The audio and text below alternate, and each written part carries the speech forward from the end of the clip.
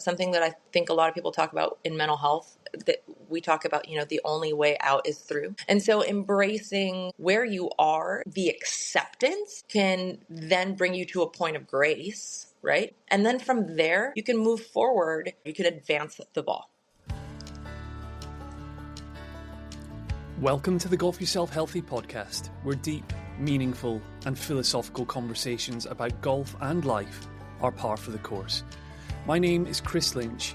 If you want to be part of our community, a community which shares a love for golf and a desire to support each other to live happier, healthier, and more fulfilled lives, then use the Substack link provided in the show notes to subscribe for free to become our latest community member and get free access to member-only content, including a full video version of this episode, as well as monthly journal articles written by myself and exclusive discounts with partner golf brands. Today's guest is Selena Samuela, Peloton instructor and certified Titleist Performance Institute golf fitness coach. As a Peloton superfan myself, I was really excited to welcome Selena onto the podcast, not least because she loves golf, but also for the chance to pick her brains on all things health, fitness, and nutrition. Some of you may know that Selena has recently taken her love of the game to the Peloton studio, having created a golf fitness program which was a first of its kind for Peloton and helps golfers to build strength with a particular focus on stability, explosive power, and improved range of motion. We discuss that fitness program during this episode, as well as Selena's holistic advice as it relates to fitness and how we can enjoy peak performance both on and off the golf course. Of course, in true GYH style, we also dabble in plenty of metaphorical chat about the synergies between golf and life, and what this beautiful game teaches us about overcoming adversity and building resilience. As you'll hear, Selena is a great conversationalist and a really warm person to talk to. So it was my sincere pleasure and privilege to have her on the show, and I'm certain you're going to love this episode. Without any further ado, let's tee off and jump into the conversation. So Selena Samuela, firstly, welcome to Golf Yourself Healthy. I cannot tell you how pumped and stoked I am to have this conversation. Been looking forward to this one for a while now. So I always like to have a habit of checking in with my guests first and foremost. So how are you doing? How are you feeling today, Selena? Thank you. It's so nice to be here. And likewise, I'm also pumped and stoked to have this chat with you. I'm feeling great. I'm in Florida. It's a sunny day. It's like 78 degrees. I can't complain. Fantastic. Well, it's a bit of a far cry from what it's like here in the UK at the moment. But I'm sure things will look up soon enough. And yeah, so Selena, I feel like a good place to start is let's just talk a bit about your golf first of all. Golf, if I read right, so have you taken it up in more recent times? Did I read somewhere that it was kind of like a pandemic thing for you? Is that right? I'm totally a pandemic golfer. So that big increase in participants during the pandemic, that's me. I'm that person. And I swung a club for the first time in 2019. And that's when I met my now husband. He was my boyfriend at the time. And he was just, he was a very passionate golfer. And I really didn't understand how obsessed with golf he was at the time, because I didn't understand the obsession that golfers have with the sport. You think, okay, someone plays golf and you're like, okay, that's cool. But it's like, it's not a normal hobby.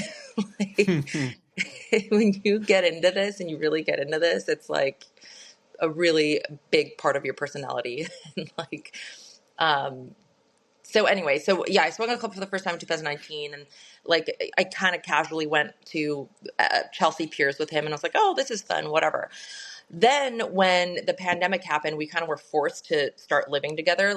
That's when I realized, I was like, oh, this is serious. This is really what he does all the time. And we ended up living at his parents' house in Westchester, New York, and they lived on a golf course. So it was kind of like the natural thing to do.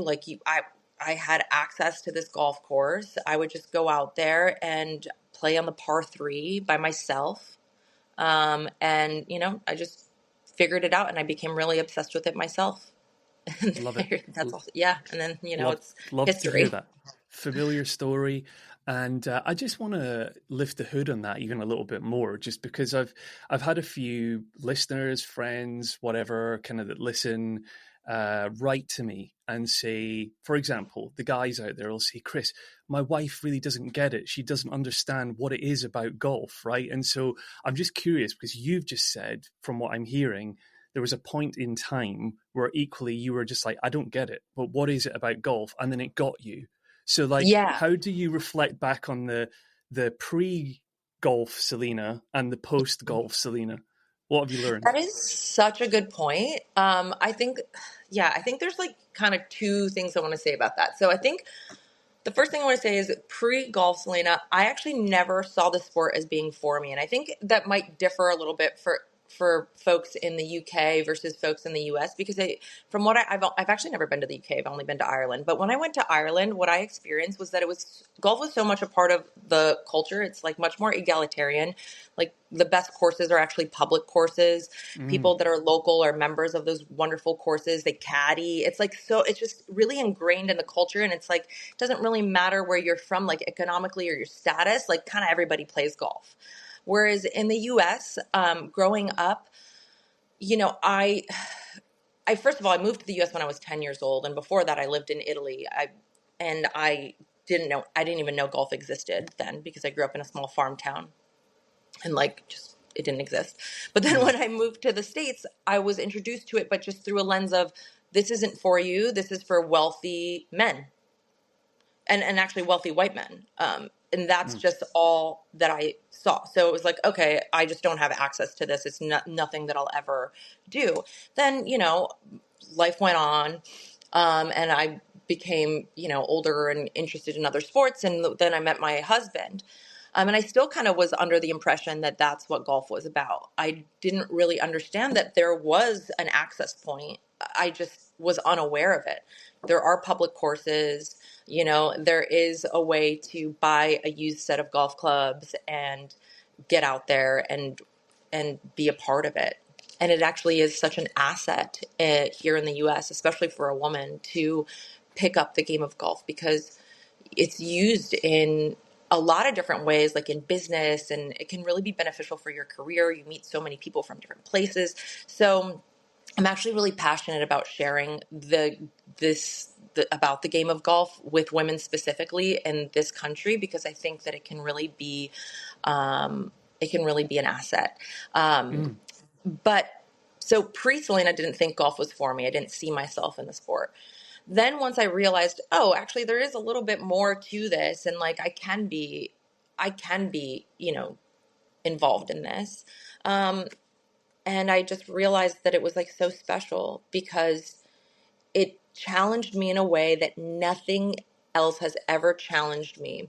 So this is going to sound it's going to sound maybe like little, like I'm full of myself, but generally I've been like good at sports. Like, I decide I want to run and I run a marathon and I run it well. I can qualify for Boston. I surf and I can surf well. I pick up snowboarding and I can generally like do things and learn them and do them well and pretty quickly. Golf was not like that. Golf was not like that at all. It didn't really matter that I was, very in great physical shape or that I've been a good athlete in the past. It required so much more of me, not just my physical prowess. It required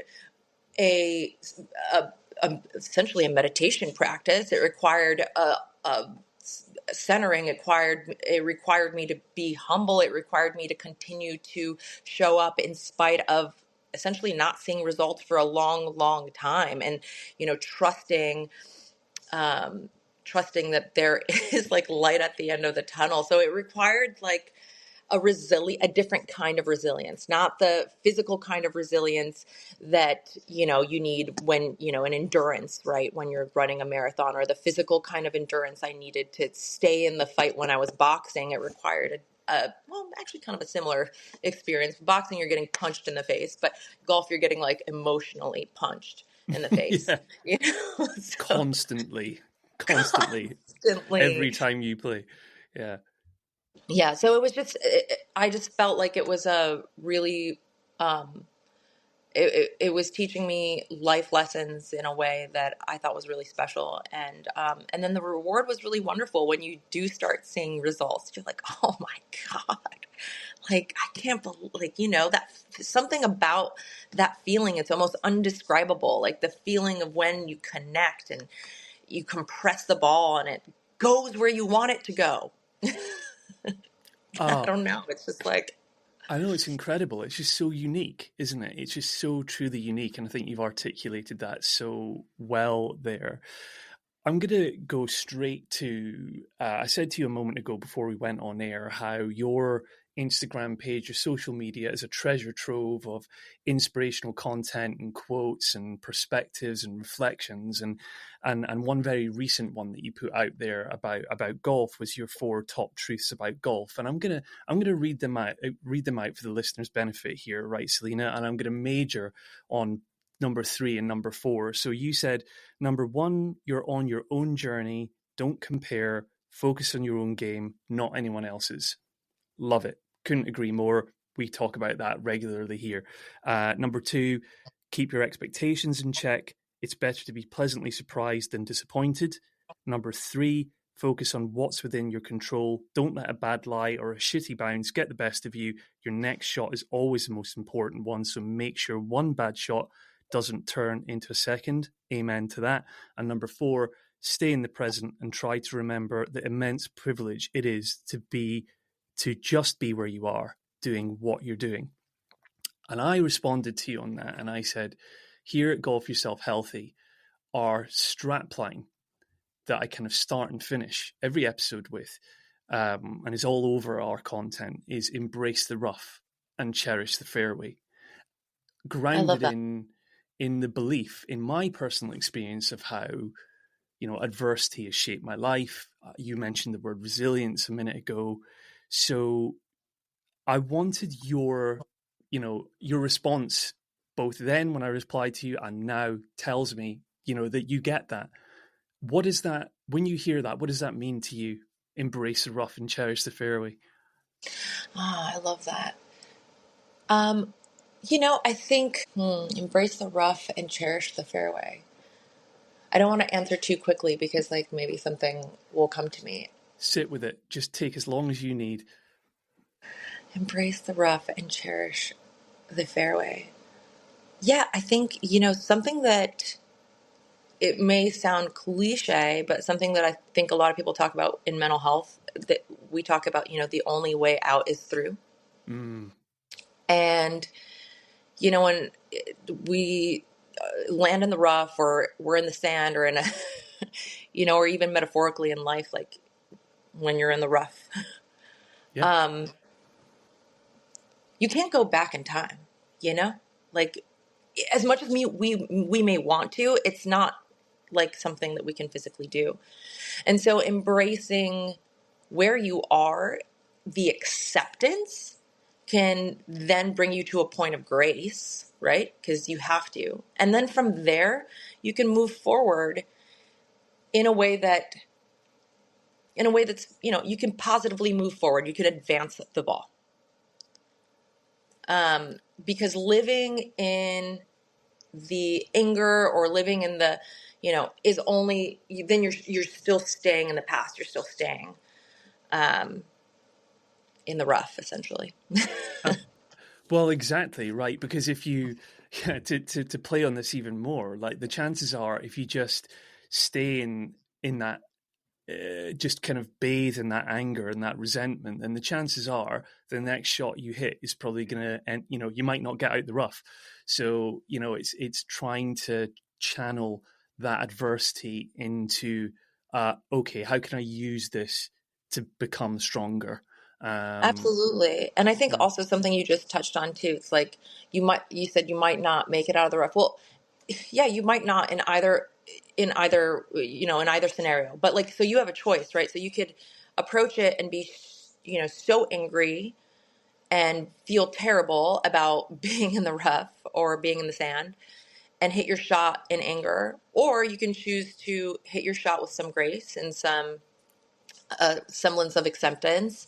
And it's like, well, which one, and which one would you rather choose? Would you rather choose to feel, less angry, or would you rather choose to feel? So it's like Yeah, you're still in the same spot. totally. And you mentioned mental health a second ago, and you make me think about how, so if in the golf context again, the traps, the sand, the rough are typically those areas that most golfers want to avoid. Okay, but if you then bring this back to mental health, we all have mental health, and some people, men especially, are known for avoiding talking about it. Let's say, for example, but it's almost like we don't want that adversity. Like we're almost worried that by putting ourselves in the rough, and that in this mental health context is talking about it, will bring you down. But you almost have to. The point here is you have to endure that adversity to actually learn from it and become better for it. Essentially, Yeah. Yeah. And then, like, the better you get at weird lies and sand shots or whatever, like, the better chances you have of being able to not be worried about it once you do end up in those places. yes. And then sometimes it's kind of fun too. Like, I don't know, like when my husband has a super long drive, and sometimes that long drive can be errant and it puts him in weird places.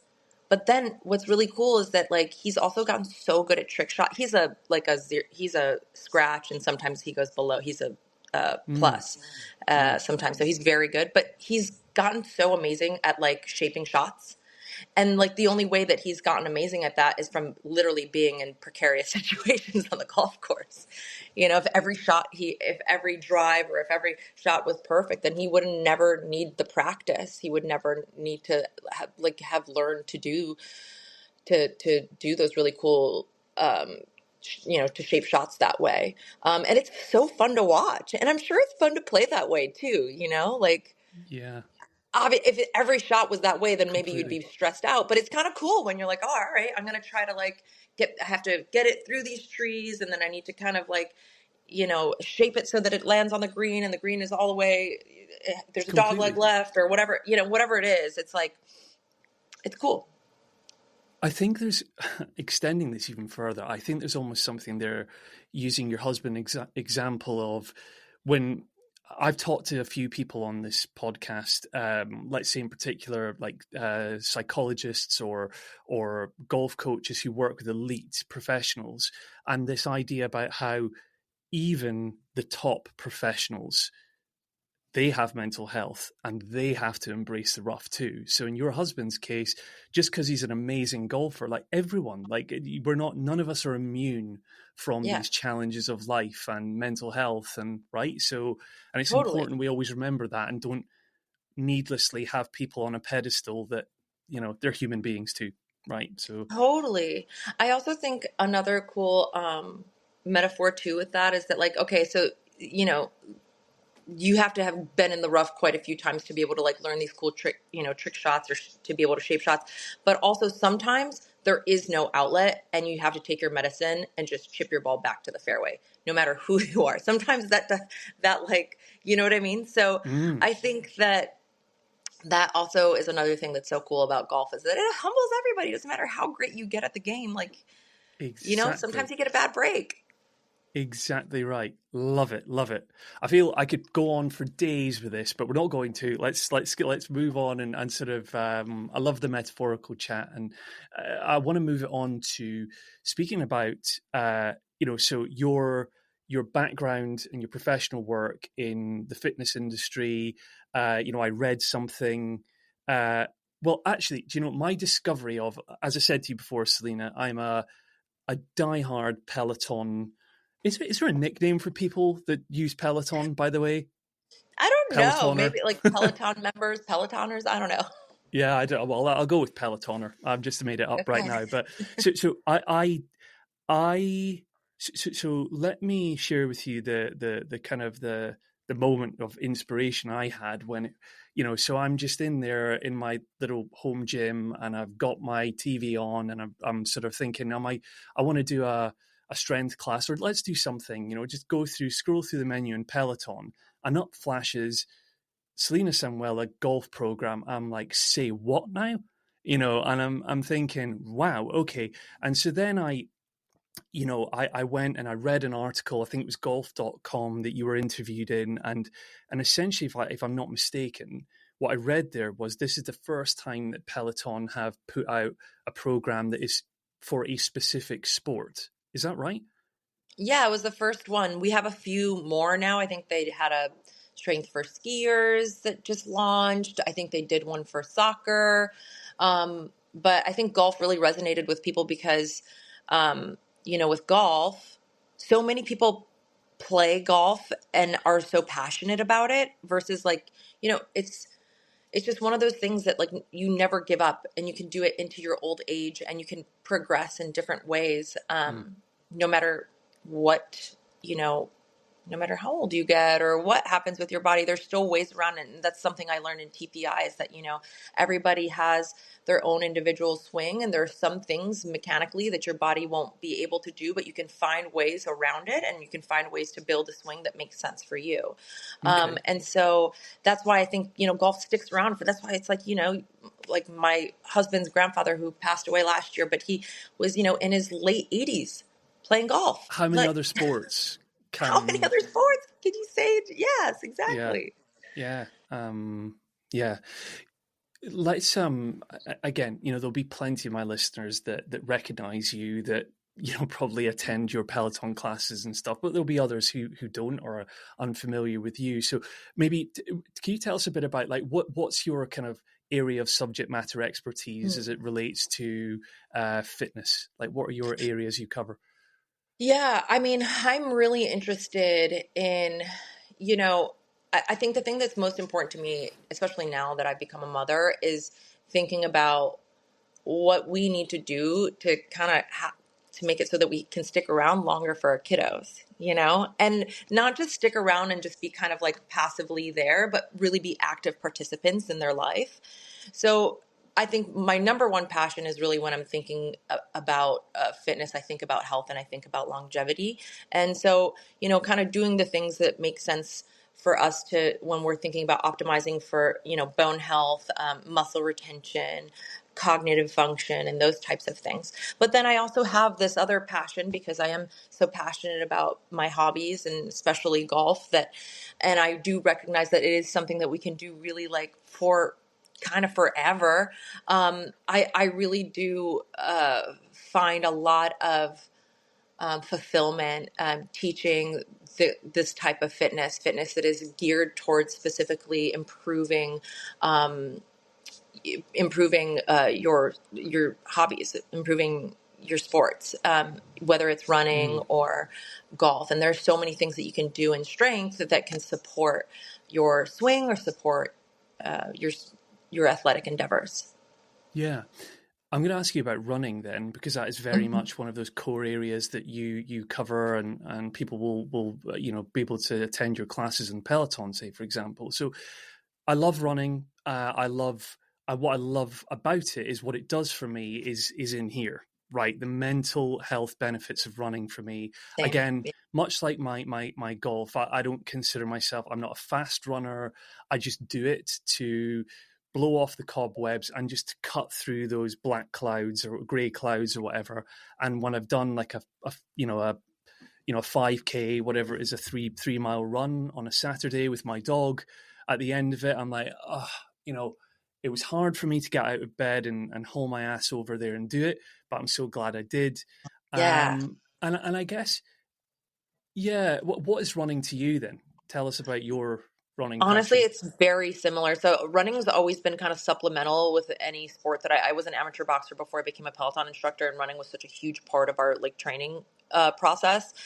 So it always was supplemental, but it, for at least when it came to sport, like I never was a competitive runner in the past. But I've just always felt so good at doing it. And like you really described it perfectly. It really is almost meditational. Sometimes I like to run with music and just like kind of go ham. But a lot of times I'll even take the headphones out and just focus on breathing. And it's just kind of my like Zen. I'm not very good at just sitting still when I meditate. It doesn't really work. I don't know. I've tried so much, and I'm sure if I practice more, I could get better. But I've found a way to do it in running, and I think, it could be considered certainly a mindful practice that way, where it's like really focusing on breath and cadence and stride and nothing else. And that's just, you get to kind of clear your mind that way. And yeah, I also just, I love, I love the endorphin high. I'm an addict when it comes to that. Like there's something about that is just so wonderful. And yeah, and I guess, going back to fitness, like, there are ways to work out and to train to ensure that you kind of can stay healthy to continue to do those things for a longer period of time. And that's why if you take my classes, you see me teaching a lot of unilateral work, offsetting, things that really focus on balance and stability, because those are things that are going to benefit you long term when it comes to these kind of hobbies and extracurriculars, including running, including golf. But it's also it's also good for, functionally when you think about the things that we're doing day to day. It's, we're not like working on one plane, we're usually moving in multiple planes. Definitely. As far as running is concerned, and any relationship, if there is one, between it and golf, I mean, how, in your mind, could you see golf and running coexisting together? If anyone out there is listening to this who's like, I really love both things, how can they live in perfect harmony? Is there like an overlap in terms of muscles, or do you get what I mean? Oh yeah, totally. I think I just touched on it a little bit. I think running is single leg work, and golf is a lot about balance and stability. So there surely are benefits. Also, I mean, the easiest one is the endurance that you naturally accumulate as a runner is going to help you on the course, especially if you're walking courses. And I know a lot of courses in the UK are walking courses. And there are quite a few here in the US as well. I'm a member of one course does not allow carts at all. I think, that's kind of the more obvious ones, but I do think also the mental toughness stuff can definitely translate as well, especially when you get into some of the like more endurance style running, or, where it's just like, ooh, like this is brutal, but I'm going to do it anyway. Yeah. that kind of thing where you're just like, or, you're schlepping through around, and I don't know about you, but for me, I'm like, oh, golf would be perfect if there were like 15 holes. Like the last 3 holes for me are just like so hard to get through. They're so miserable. That's when I kind of I fall apart more often than not. Like, yeah, so it's hard to schlep through those last 3 holes. So I think like that's where like kind of running and golf can coexist. Also, I have heard, I've never participated in these, but I have heard that there are like golf running competitions where you like run. It's like speed golf. That's what it's called. Speed It's like golf. speed golf. Yeah. I've been I've been chatting on Instagram DMs a guy called Luke Willett, who's the British #1 in speed golf, and watching some of his content is just like, wow, like just it fascinates me more than anything. Just that and maybe that's it, right? There's that combination there. It's amazing to see. But what was I about to? I've lost my train of thought there. I was gonna. We'll see if it comes back to me. But oh yeah, that was it. What I so relate to what you say about holes 16 through 18. Yeah, they're so brutal. What's going on there? Like, what is that all about? I don't know, because I think for me, physically, what happens is, I mean, it's a combination of mental and physical weariness when you get there, because the legs are starting to just be a bit like feeling a bit heavy now, and especially when you're walking. And it's that trade-off, right? Because I think especially in British culture, you're right. I think over here, people can get really sort of, really funny about like carts and stuff. Like, no, this is the way the game was always meant to be Yeah. played and stuff, which is great. And from a health perspective, sure. But then there's that trade off against the performance aspect as well, or the scorecard, because so I don't know, like, what's your top tips? Or have you cracked the Yeah. code yet as it relates to seeing it through to the end, to the 18? Yeah. What do you do on those last few holes? Yeah. So I do think that actually, working on your cardiovascular capacity is certainly a benefit to something like that. Which is why I think, even like doing kind of like high zone 2, low zone 3, cardio type workouts where, you're like light jog, easy run, power walk, do that for like a longer period, like a 60-minute session, like doing that at least once a week, on top of some other more like moderate,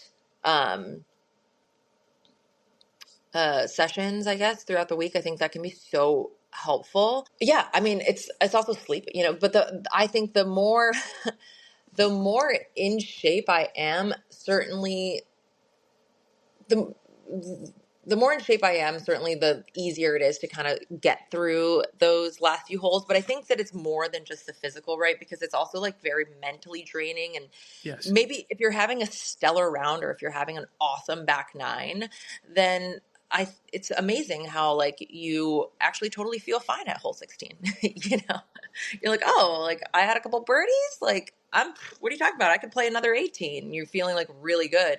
But so I think like there definitely is something to say about the mental aspect of like, trying to kind of, again, stay in the game and like that resilience and that kind of practice of mental toughness that comes in to those last 3 holes. And I think my tip there would be, I don't know, when, if you want to, whatever the thing that you practice doing is what you're going to get good at. So if you you want to get good at doing hard things, you got to do hard things.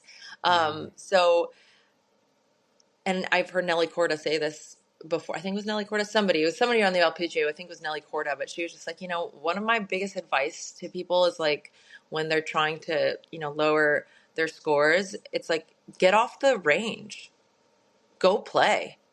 Like get out there and play. Like, sure, of course you need your swing practice, especially if you're going through a swing change or whatever, but like get out on the course and play and like repetition, like do the things, find yourself in these like weird, situations, get, be in the rough, be in the sand. The more you end up in these, put yourself in those positions, or, you're really struggling through those last 3 holes, but you get through it anyway. The more you do that, the more it becomes like second nature, and it doesn't feel. It's I love that. It's like replicating real life conditions, or as my golf coach puts it, like put yourself under the gun, basically. Try and replicate that kind of, like, because range is just, it's very easy just to get into robotic, mechanical, like, and yeah, it's good to a point, but I totally agree with that one.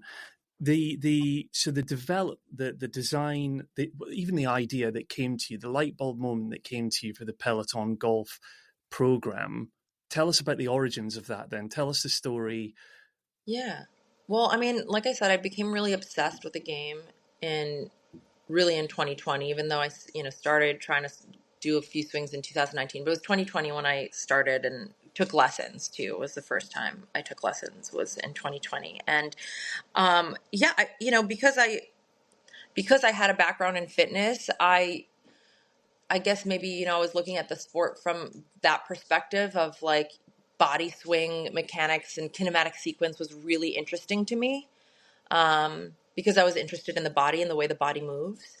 So that was something that I just like naturally was drawn to. And my coach at the time, his name's Gary Ware, also a Scottish man. Nice. Yes, he really helped build my swing from the ground up, and helped grow this passion for golf that I had. But he also was somebody who talked a lot about, body swing mechanics and talked a lot about the kinematic sequence. And, he was totally willing to like nerd out with me on those types of things. And, after a while, after playing for a few years, I decided to dive a little deeper and got my certification, my TPI certification, from Titleist Performance Institute for fitness. And, I had been, even before that, I'd been kind of trying it out on myself and on my husband, like guinea pigging us, like creating programs for each other to help our golf game. And really, it's not so much. I think one of the things that I want people to understand when they choose to dive into doing things in fitness, whether it's, doing strength classes or mobility classes to kind of improve what their body can do. I think that we need to caution and make sure that people are also aware that, like, this is more about supporting a swing and not building a swing. The work of building a swing, you have to do that, on your own, on the golf course, on the range, Sure. or with a golf coach or whatever. But the thing about, about golf swings is, like, and we kind of touched on this before, is that it's totally dependent on what your body can do. And so the more that your body can do, the more you can do with your swing.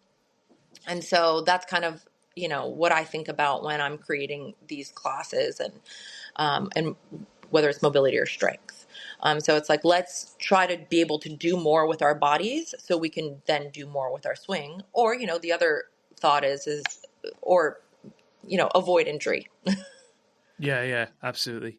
I'm gonna take us back to the metaphorical space for a second, okay? And so again, and this is my favorite of the quotes I've seen on your Instagram. I saw something where you said, I think I quote you right, the best weight you'll ever lose is not caring about what other people think of you. Yeah. And I think I brought that up because I wanted to talk about weight loss, because that's an issue for me at the moment.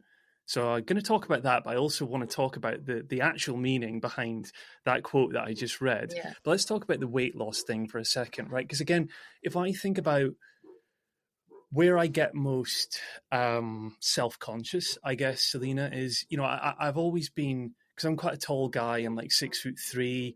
I think I can hide it a bit better, but I struggle with diet. I'm not in good habits at the moment. And I think when I don't feel so good about my body, it does rub off in many areas of my life, but on the golf course too. So I'll be, I absolutely do want to wear athletic stuff and look great and feel great, but I'm wearing baggier stuff on the golf course. And I guess maybe my question is more around, like, what, besides diet, and if I'm going to get the most out of, like, my Peloton subscription, for instance, like what are not the hacks, but, like, what's the best form of fitness to really tackle weight loss or fat loss or whatever? Yeah. So that's a tough question, because I think, everybody is so different. We're chemically made up differently, right? And I talk about this a lot with, like, when I talk about postpartum things. Like, all of our experiences are so different. Our hormone levels are very different. Our birth experiences are different, and it's kind of the same for men and women, and that, like, we're not talking about postpartum with men, but it's the same. It's like, you just said it, you're 6'3", you're built differently. Someone else could be 5'7" or 5'9", and maybe they're, shorter and have, like, always had a really easy time building muscle. And maybe someone is taller and naturally thinner and has a really hard time building muscle. And it's just, we're so different. So it really varies person to person. And this is going to sound like, there's no easy answer here, essentially, on, like, sure. how to tackle fat loss. And I think some people respond to certain certain variables differently, and more positively than others.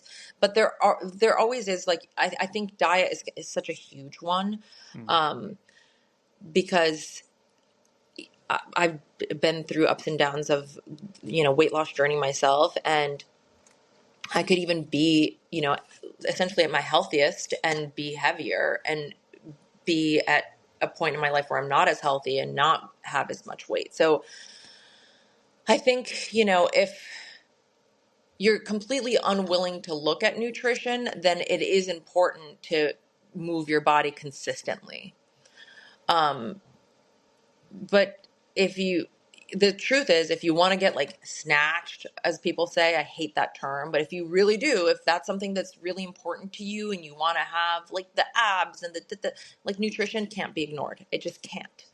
It's, unless you're like 20 and, like, No, it's like I'm not. not I'm approaching 40 fast now, and like those 20s are a distant memory. But no, do you know something you said there? It's very, very interesting. Something you said about I could be sort of heavier on the scales, but actually I'm in a healthier place, and actually my wife and I just came back we were back in Scotland for a while, and just last week, and we took this photograph on the steps of the resort and the hotel that we normally stay at, and we put it side by side with like the same trip, because we go to the same place every year in January to celebrate my mother and father-in-law's wedding anniversary, and it's like 2 or 3 years, no, maybe 4 years ago when I'd lost a lot of weight.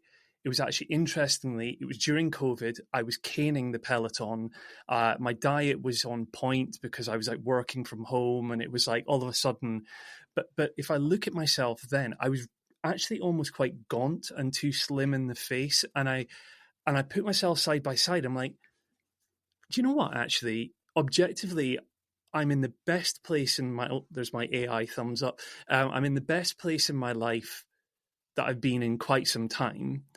I might be heavier as a number on the scales, but actually how I feel up here is every bit as good, actually, as it was back then. And also, actually, it is nutrition is probably the issue for me at the moment. And they say like healthy body, healthy mind, healthy gut, healthy mind. You totally. are what you eat and all these things, right? So, and sorry, the Yeah, final point, and I'll throw it to you, is the other thing you said. Honestly, deep down, I'm not that motivated about the six pack. I'm not too bothered about that. Actually, what matters most to me is being sharp up here. Because if I'm sharp up here, I'm great in every other area of my life. And actually, I've got a better degree of acceptance of what's going on down here when up here totally. is good.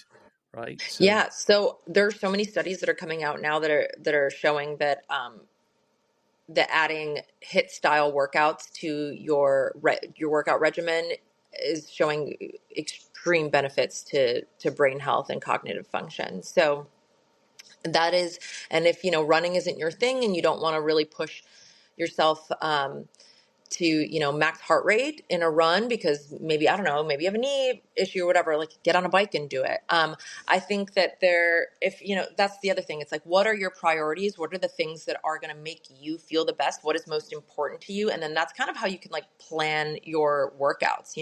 I did post something recently about kind of a great all around approach if your goal is, if you don't have a specific goal, right? So like if you're not like, I'm training for a marathon, or if your goal isn't like, I want to do a bodybuilding contest, or if your general goal is like general, like good health, and like I was saying, longevity, bone health, like the muscle retention, and just like generally like feeling good, and being healthy, then I set out what I think is kind of like the ideal like week of workouts. And,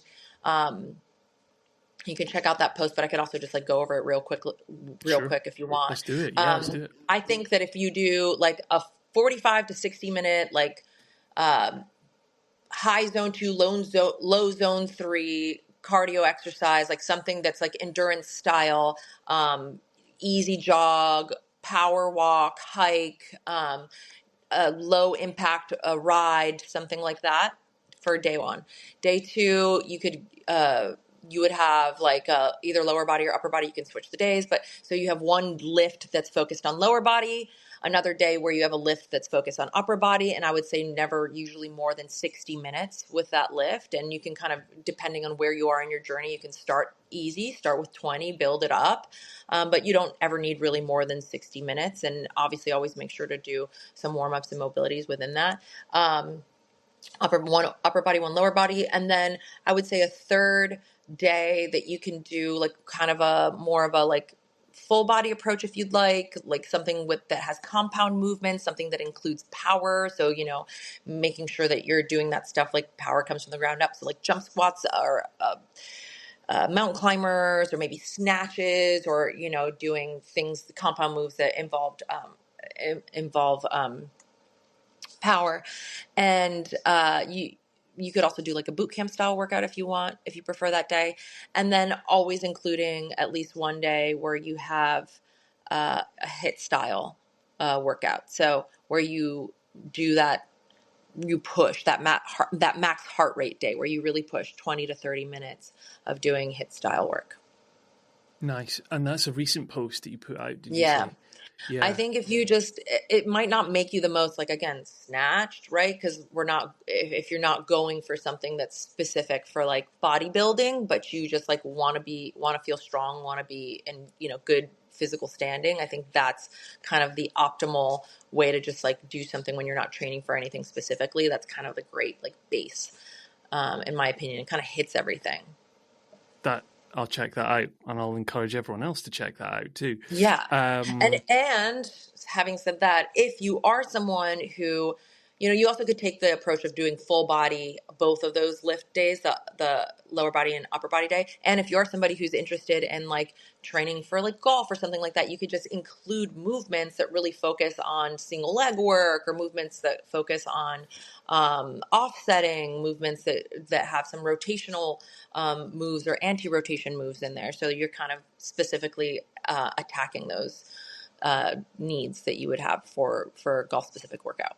Yeah, that's great. It's a few of my takeaways from what you've described there are something very holistic, which is going to have a set of universal benefits that can be applied across golf. It can be applied across various aspects of your life, but there's variety in there as well, which is probably quite important, I would imagine, as well, because like, again, I have a tendency, say, to just go big on a certain thing. And if I'm doing hit, it's like nothing but hit that week, or it's like I'm just majoring on cycling, and it's like you probably want to mix things up as well, I suppose. Yeah, you can totally and I think it makes things less boring. I think, at least, for me, it keeps me coming back. It keeps things interesting. And you can also mix up the type of workouts if you just know you're kind of doing these right. Like, for instance, when I said that, one day where you have that like high zone 2, low zone 3 day for 45 to 60 minutes, like that one week could be a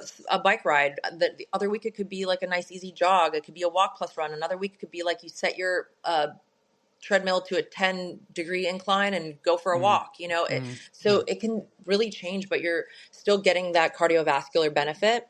And then with the kind of split style strength stuff, it's, it is beneficial if you choose similar exercises week to week, at least like for 4 to 6 weeks, but you could always switch it up. And if you're going, the full body approach, it makes it a little less boring, and you don't really have to be so, again, if you're kind of going for general health, you really don't have to be so dogmatic about it. It can just be something that you're doing to kind of ensure that you're hitting those, checking off the box. You know what I mean? Yeah, for sure. Absolutely.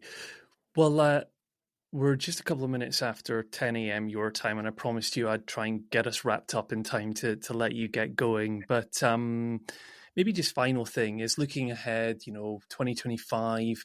Are you a goal setter, Selena? To be honest, not really. I'm not a huge goal setter. I kind of have I'm kind of someone who like goes, okay, there are a few things that I would like to work towards. And I kind of like to do the thing that's right in front of me rather than go like, oh, there's this like huge, big thing that I want in the future.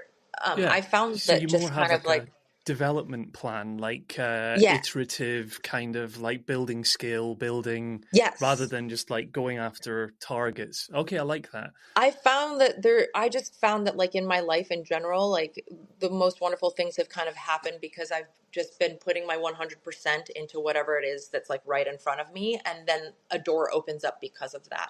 So I just kind of go, okay, what is the next thing that I need to do right now that I think is aligned with my purpose or aligned with, with what it is that feels purposeful and right for me. And then I just, put my heart into that and see where it leads to, kind of, So, like right now, for instance, and I'm guessing you're like, what are your goals for 2025? So right now, like some of the things I'm working on, I am getting back into my golf game because I had to take a hiatus. I had some actually had some issues with my back, and I had to work around that had to do with childbirth, actually, some pelvic floor things that like I've been working on. And Sure. now I'm getting back into the game. So I'm curious to see how that's going to be. I'm really excited about swinging a golf club again. I'm also going to be launching 2 more Strength for Golfers classes in April with Peloton. So that's exciting. Um, and I'm trying to think of some other things that I'm looking forward to in 2025. My husband and I are also trying for baby number 2. We've been trying for the last year. So we're Amazing. going for it. And I think, those are kind of my focuses right now. It's like family and work and also getting back into my golf game and seeing what happens. So I haven't been able to swing, but I have been able to putt. So I'm wondering, I have gotten much better at putting. So I wonder if it's just kind of even out, even if my swing is wonky, because my putting has gotten so much better. Well, hey, look, putting's probably the part of the game I enjoy the most. Like, and that's probably because it is a strength for me too. So, enjoy that and really, cherish that strength that you have. So the stuff you said about pelvic floor Yeah. intrigues me because my wife was saying to me the other day how, again, recently gave birth to our daughter. There are a number of mums who we've met one or two in particular who are very physically active, really into sport. And it sounds like they've had a few issues as it relates to pelvic floor, for example. So I guess, for them and for their benefit, or any woman going through that, like, kind Yeah. of what have you learned through that experience that they could Yeah. do to I'm take glad you care? asked that, because I think it was something that I went into so blindly, and I really, I was incredibly shocked at what recovery looked like postpartum. I thought it was going to be a lot easier, to be honest with you. And again, everyone's birth story is so different, so it's unpredictable. Some women might not have these types of issues, and also C-section versus. So it's like there's so Sure. many different things that we might be going through childbirth. But I think the pelvic floor strength is one thing that's kind of universal, because just the pregnancy itself puts a lot of pressure on your pelvic floor and changes things, and your anatomy changes. Straight up, your anatomy changes. Yeah. So yeah, I think I wish that now looking back, I wish that I had known more about this, and that I had worked with a pelvic floor therapist ahead of potentially even getting pregnant and throughout my pregnancy. And then to really get on it immediately after my pregnancy as well. When your pelvic floor is disrupted, the way that it becomes disrupted during pregnancy, and even more so if you have trauma, birth trauma or anything like that, or it is incredibly difficult to get back. Or I even hate to use the word back, because you'll never get back to whatever it was before. It's just something different now. And so you really do have to be so considerate about working with your pelvic floor to ensure that you are able to move in the way you want to. So spinal health is a huge one as well, right? Because that support. So you hear a lot of people talk about mom back, and that's, that lower back hurting. That's, your lumbar spine usually. Mm-hmm. Like, a lot of that, most of the time, that has to do with your pelvic floor, and needing to strengthen your pelvic floor and to get it to a good place again, because so that your core can support your spine. And for golf, that's so important. So I think, yeah, something that I would recommend is do your best to get out there and get as much information as you can, and work with a pelvic floor therapist if that's possible. And if it's not possible, and like in the US, I don't think we actually have anything that's like state sanctioned or anything like that, but there are private networks for this sort of thing.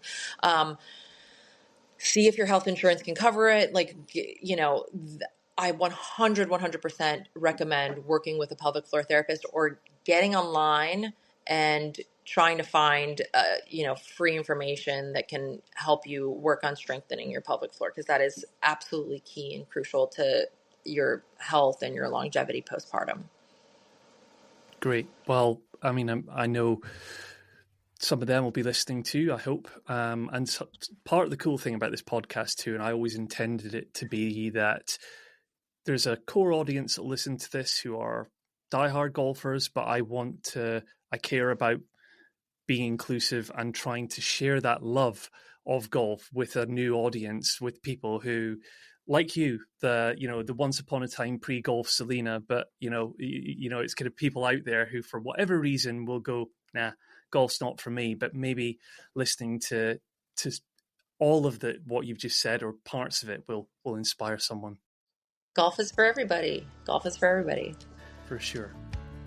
Remember to subscribe using the Substack link in the show notes to become the latest member of our Golf Yourself Healthy community. Our next episode of the GYH podcast will be released on Monday the 3rd of March, featuring Dr. Rashmeen Nirmal, founder of Golf PhD, a leading evidence-based golf performance firm. Before that though, on Monday the 24th of February, I'll be releasing the latest edition of Golf Buddies Aloud, in which myself and special guest Jack McAuliffe will unpack the latest golf, health and well-being trends, as well as offering our unique insights on game improvement, fitness, nutrition and much more. That's only available to GYH community members, so yet more incentive to click that Substack link and get subscribed. Until then though, always remember to embrace the rough and forever cherish the fairway.